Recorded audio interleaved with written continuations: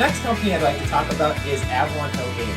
Avalon Hill is probably one of the oldest companies I have games from. I believe that they started publishing in the 1950s or 1960s. And in the late 1990s, Avalon Hill was acquired by Hasbro.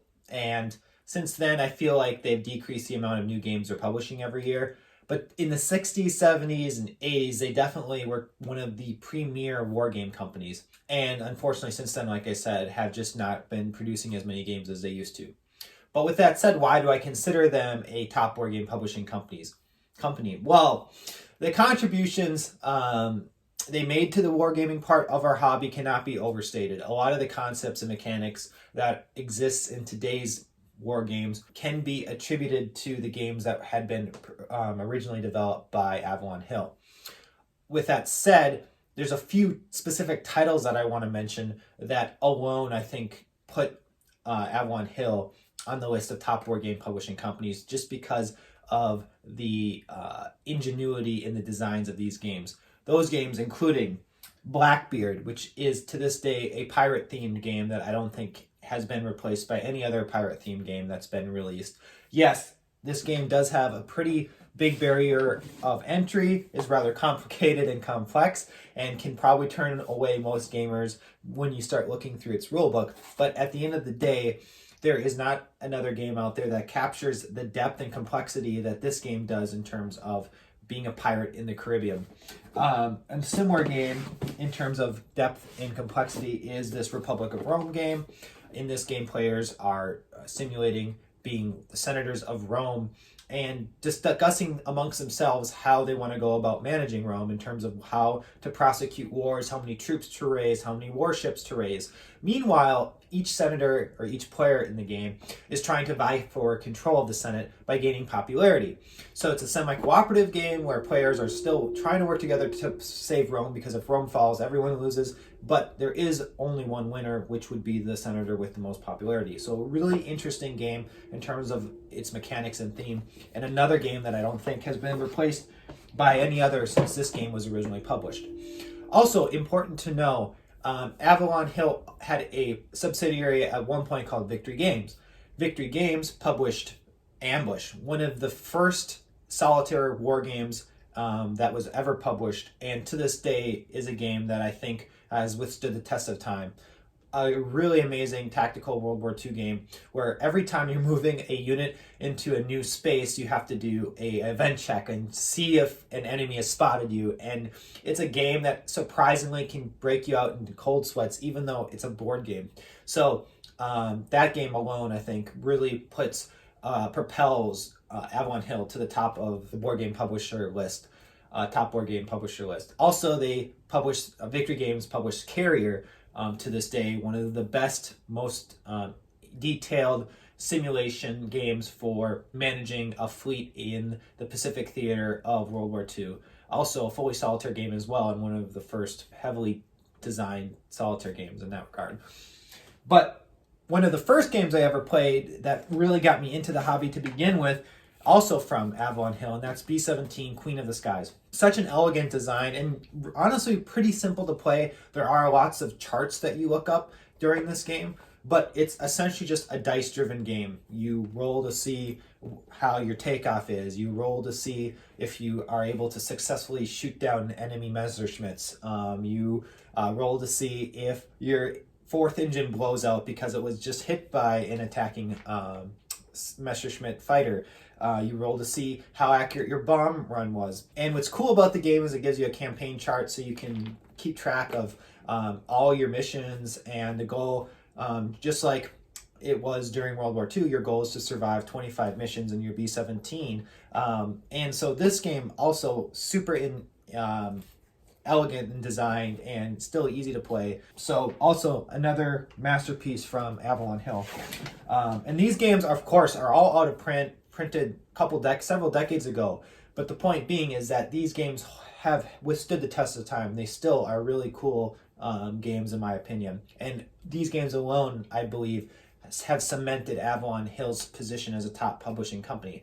But Avalon Hill still exists today and is still actively printing games, just not as many as they used to. One game title that they continue to support is Axis and Allies. Now, Axis and Allies was originally published by Milton Bradley. Milton Bradley then was later acquired by Hasbro. Hasbro, as I already mentioned, owns Avalon Hill. So what Hasbro decided to do was just take Axis and Allies, and instead of continuing to print it with Milton Bradley's name on the box, they decided just to remove Milton Bradley and put Avalon Hill in its place. So Axis and Allies is now printing so now Avalon Hill is printing Axis and Allies since the late 1990s. But they also have added many other Axis and Allies versions to its full catalog of Axis and Allies games, like the Pacific version, a European version, a D-Day version that I have here, more recently, a zombie version. But in general, Axis and Allies to me is like the premier dudes on the map game. Growing up as a kid, I played Risk, and although when I first played Risk, I thought it was a really cool game. I really liked attacking other countries, rolling the dice. All of that was fun to me. Then I finally got a taste of Axis and Allies and realized the grass can be greener. Like, this game definitely took Risk to the next level.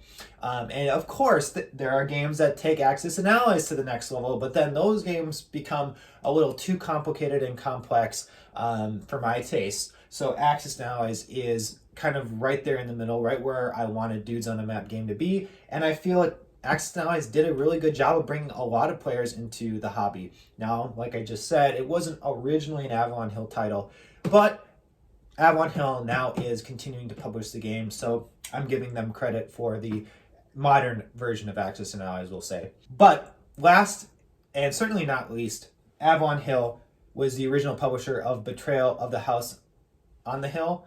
I'm just going to call it Betrayal from here on out because I always mess up the title of that game.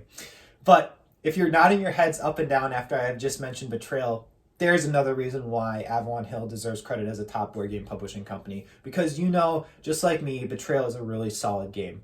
When you hear of entry-level board games, you typically think of Catan, Ticket to Ride, Pandemic, maybe King of Tokyo, but I would add Betrayal to that list as well. Because to me, Betrayal is the quintessential gateway game for a dungeon crawling experience. If you're someone who's not really been involved with board gaming, a lot of the dungeon crawler games that we know and love are honestly pretty complicated and overwhelming to someone that's new to the hobby. Case in point, Gloomhaven. Obviously a great game. Nothing bad to say about that game, and I'm happy it's as complicated as it is. But to someone that's new to this hobby, Gloomhaven would be kind of shell-shocking. However, Betrayal, on the other hand, is much easier to get into, and in fact, as long as one player knows how to play the game, you literally can set that game up and start playing right away, because essentially all you have to do is you roll a die, you move that many spaces, you flip a tile over, potentially draw a card. Simple rules to begin with. And what's nice is then after players can get accustomed to the basic rules, then the haunt begins, then a few more rules will be added, such as combat and whatever the haunt specifically entails. But even then, it's not overly complicated. It's a great introduction to new gamers on how to manage traits and characteristics and how you want to, min and max and all those concepts that are important in more complicated dungeon crawlers. And it's also just a good role-playing game in general. It's a great opportunity for new players to kind of get a taste of what it's like to be a character in a game, which is obviously what dungeon crawler board games want you to do. So now, not only do they have the original Betrayal, but they have published the Betrayal at Baldur's Gate, which is the copy of Betrayal I own. They, of course, released the legacy versions of Betrayal, which I thought was a really good idea or cool idea. And more recently have released a Scooby-Doo version of Betrayal, which I also think sounds really cool. I love how now they're trying to expand their audience, not just in terms of theme, but also in terms of age range, because of course Scooby-Doo is going to be a little more complimentary for a younger audience. But of course, families can enjoy a Scooby-Doo themed as well. I would definitely be interested in playing the Scooby-Doo Betrayal, hopefully sooner than later. So with all that said, as I mentioned earlier, there has been an organizational change last year that put Avalon Hill more under the control of Wizards of the Coast. I don't know exactly what that's going to mean for the future of the games that come from Avalon Hill. My hope is we'll see more content from Avalon Hill because they have so many great games they've published in the past. I really hope they start doing it again and have kind of their own Mini Revolution. And something that I think would be really cool if they took their Axis and Allies line and started putting an IP on that game as they did with Betrayal and Scooby-Doo, maybe having a Game of Thrones Axis and Allies or Lord of the Rings Axis and Allies, or some sort of heavy, big IP with the Axis and Allies title. I think that would be a really cool idea. Whether that happens or not, we don't know yet. But point being, I think I've given plenty of reasons for why Avalon Hill should be considered a top board game publishing company. The next company I'd like to talk about is Victory Point Games. Now, Victory Point Games typically is publishing medium weight complexity games, probably for ages 10 and up, maybe even ages 13 and up. Don't really have any games that I would consider children's games. With that said, in terms of theme, I would say they're all over the board. They have some historical themed games, but also some fictional themed games. So difficult to really pigeonhole them into a certain type of theme. With that said, why do I consider them a top board game publishing company? Well, personally, I feel that they've done a lot of great work for the solitaire gamer. Now, many of you watching this video may never play board game solitaire, and that's okay. You may then not think as highly of Victory Point Games then as I do, but I still want to talk about them because solitaire gaming to me is really important, and I'm sure some of you really enjoy solitaire games as well. With that said, a couple of their titles that stand out to me. First of all, they have the State of Siege series of games that put players in the shoes of a historical faction or nation during some sort of conflict where the player is being attacked by waves after waves of enemy combatants.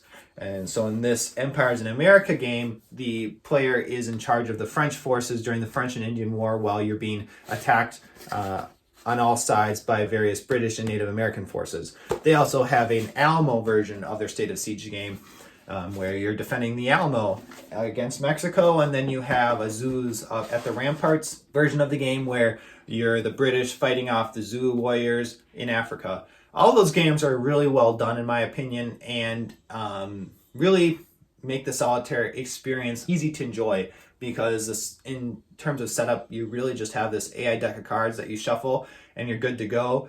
And I really appreciate, a lot of solitaire games you might feel have a lot of setup time, but with those Victory Point State of Siege games, that's not the case. They're really easy to get into, and I applaud Victory Points for that. Now, they also have some heavier titles for the solitaire player as well, including Nemo's War. Nemo's War, from what I understand, is considered one of the best solitaire games out there, and I've yet to really explore it and dig into it. My copy is still in shrink wrap, unfortunately, so I really hope to get this to the table sooner than later because I've heard so many great things. I don't even know a lot about the books 20,000 Leagues Under the Sea. I think I watched the movie at one point in my life, so it wasn't really the theme in this case that took my attention as much as it was just the attention it was getting from other players. But anyway, this is a really solid title in Victory Point's catalog. And then finally you have Dawn of the Zeds. Now, Dawn of the Zeds can also be played cooperatively, so I don't want to give the impression that all these games are solitaire only. I just think a lot of times their games are played by solitaire players. But Dawn of the Zeds for sure definitely allows for cooperative play. With that said, this is a zombie-themed games, if you couldn't pick up on that. And if you look up lists for best zombie games, I think Dawn of the Zeds might generally be at the top or the number one game in that list. And I think part of the reason why it gets so much attention is the amount of content that you get in this base box. There's probably five. You could make an argument that it's like 5 games in one. When you open up the box, you'll first see a rule book for basic rules, then a rule book for slightly more advanced rules, then another rule book for even more advanced rules, then another rule book for even more advanced rules, and then another rule book for even more advanced rules. And it's up to the player, every game that is players to decide which rule set they want to play with. Do they want to just play a simple game or a more complicated game? And for that reason, there's just so much replayability in this game, which I think gives it its top spot as a zombie game. But with that said, it's just one more great game in the catalog for Victory Point Games. Finally, I do want to touch on the aesthetic of their games. Oftentimes, Victory Point games come in these pizza boxes and then with a sleeve that goes over the pizza box. Honestly, a lot of people, I think, feel the quality then of Victory Point games isn't as high as some other publishing companies. And that may be true in some reasons, but I have really come to appreciate the aesthetic of Victory Point games. For all their games, they generally are using laser cut counters, and these counters then have a little bit of a dust or residue on them. So Victory Point gives you a little napkin to like wipe that dust off the game if need be. And I think that's just really cool. So kind of, there's a little bit of an experience for me anyway, opening up a brand new Victory Point game, which is something that I've come to appreciate too about the company. So with that said, as mentioned, if you're looking for a company that does really good stuff for the solitaire player, then definitely take a look at the games that Victory Point has published over the years. Obviously, like I said, it may be difficult to find newly printed versions of a lot of these games, but we'll take a look in the secondhand markets to see what's available. I definitely think it's worth doing so. And with that said, Victory Point Games deserves a spot in my list for top board game publishing companies. The next company I'd like to talk about is DVG Games. Now, DVG I would classify as a wargaming company, and more specifically, a solitaire wargaming company. In the wargaming area of the board game hobby, I would say it's much more difficult to find someone to play board games with you than it is just to find someone that's interested in playing hobby board games with you. And for that reason, I don't think it's uncommon for war gamers to play a lot of games by themselves. And a lot of war games are designed for two players. So these war gamers and grognards are playing these games two-handed, meaning they're simply playing one side, then either physically getting up to move to the other side of the table, or turn the board around and then playing the other side. And there's nothing wrong with that by any means. I feel chess masters typically play chess that way, playing both sides of a chessboard. So it's definitely a feasible way to play games. And a lot of war games will have solitaire playability on the back of the box to try to give some sort of indication whether this is a game that could be two-handed or not. But to me, I really hate that idea of trying to play a game fairly from both sides of the table. And if I'm going to play a war game solitaire, I want there to be an exclusive solitaire rule set. Well, that's what I really like about DVG, is that pretty much all their war games have a solitaire rule set. And that alone almost puts DVG on my list of top publishing companies, because they really cater to the solitaire wargamer like myself, unlike any other company that I'm aware of at least. With that said, their games are also good and fun to play. What I really appreciate about their games is that the barrier of entry is rather low. They're not overly complex. It's very common for war games to have these 10, 20, 30, 40, 50 plus page rule books that are essentially just a college thesis paper at that point. And they almost unmotivate you to play the game at all, just because you feel like you have to read through all of these rules that are relatively dense. With DVG, the rule books are typically, I would say, 10 to 20 pages. But what's nice about their rule books, too, is at the end, they always have a sample of play section where they simulate a few turns of the game, which really then drives home how to play the game. And I really appreciate that about the rule books. And combat is always relatively simple. Even though all their games are war games, and combat you would think is a big part of all their games, which it is, the resolution for combat is typically just a 10-sided die that you're rolling, and then you're adding or subtracting modifiers to that die roll, and then you determine your losses. So a lot of their games are very streamlined. So I appreciate all that stuff about DVG, but focusing on some of their specific titles, I want to start first with their Warfighter series. So the Warfighter game originally was released as a modern combat version, and then later they came out with this World War II version of Warfighter, and then more recently a Pacific World War II version, and then recently kickstarted a fantasy-themed version of the Warfighter series. And essentially Warfighter is a card-based tactical combat game where at the beginning of every game, you're first determining the objective and mission that you'll use to play, and then loading out a squad of soldiers. You're picking out the individual soldiers themselves, each with a varying resource cost depending on how effective they are. And then from there, you're also picking out the weapons and equipment and other items that you will bring into the battle with you. Very similar to like a Tom Clancy video game, which is why I really think this game is a lot of fun. It makes you feel like you're almost playing a video game, but you're not. You're playing a board game, and it works very well. And the rules make a lot of sense in the game. They don't add too many things where it overcomplicates the game, but it's definitely not a simplified game by any means too. So definitely check this game out if that sounds fun. It's also can be played cooperatively, which I appreciate as well. So you could have each yourself and a friend, for example, control a few different soldiers in a round of Warfighter. In addition to the Warfighter series, DVG has their Field Commander series. They originally came out with Field Commander Rommel, and then later Field Commander Alexander, and then I have Field Commander Napoleon, Fleet Commander Nimitz. All of these are more strategic level war games, solitaire war games that put you in the shoes of these various generals and commanders in charge of these huge armies, and it's up to you to determine how you want to move your forces around a strategic map. And then in the Napoleonic, or Field Commander Napoleon and Fleet Commander Nimitz versions of the Field Commander series, you actually have tactical maps where now you're moving your forces from a strategic map to a tactical map and fighting these battles out yourselves, which is, in my opinion, a lot of fun, and really even increased my interest in the Field Commander series from DVG Games. And then finally, there's the Leader series. So they have their Thunderbolt Apache Leader game that I have, the Sherman Leader version of that series, Corsair Leader.